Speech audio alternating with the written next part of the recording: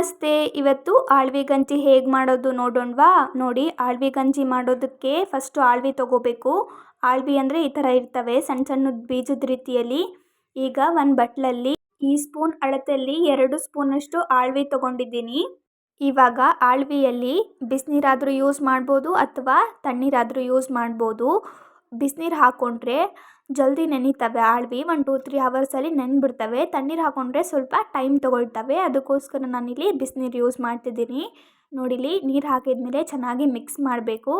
ಇವಾಗ ನೋಡಿ, ಆಳ್ವಿ ಎಲ್ಲ ನೀರು ಜೊತೆಗೆ ಮಿಕ್ಸ್ ಆಗಿದ್ದಾವೆ.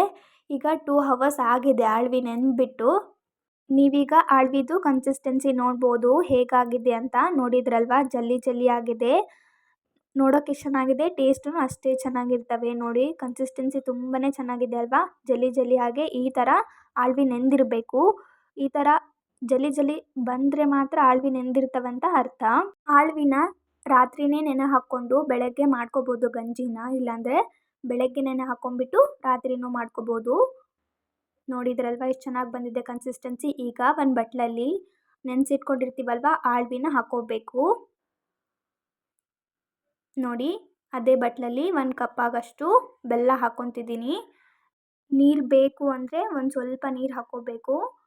ನೋಡಿ ಈ ಥರ, ಯಾಕಂದರೆ ಕುದಿಯೋಕ್ಕೆ ಬೇಕಲ್ವಾ. ನೋಡಿ, ಗ್ಯಾಸ್ನ ಹೈ ಫ್ಲೇಮಲ್ಲಿ ಇಟ್ಬಿಟ್ಟು ಕುದಿಸ್ಬೇಕು.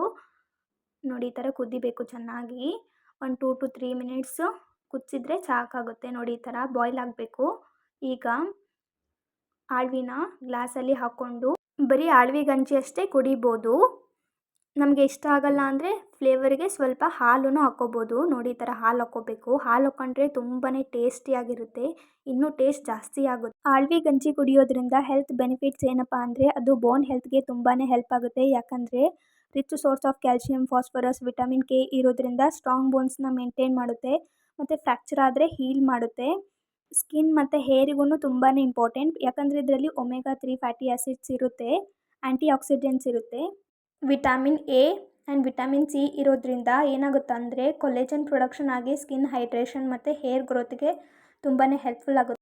ಈ ಗಂಜಿ ಒಂದು ರೀತಿಯಲ್ಲಿ ಪೇನ್ ಕಿಲ್ಲರ್ ಹಾಗೆ ಕೆಲಸ ಮಾಡುತ್ತೆ. ಬೋನ್ ಮತ್ತು ಜಾಯಿಂಟ್ ಪೇನ್ ಇದ್ದರೆ ನೀವು ಮನೆಯಲ್ಲಿ ಟ್ರೈ ಮಾಡಿ. ನಿಮಗೆ ಇಷ್ಟ ಆದರೆ ಲೈಕ್, ಶೇರ್ ಮತ್ತು ಸಬ್ಸ್ಕ್ರೈಬ್ ಮಾಡಿ. Thank you.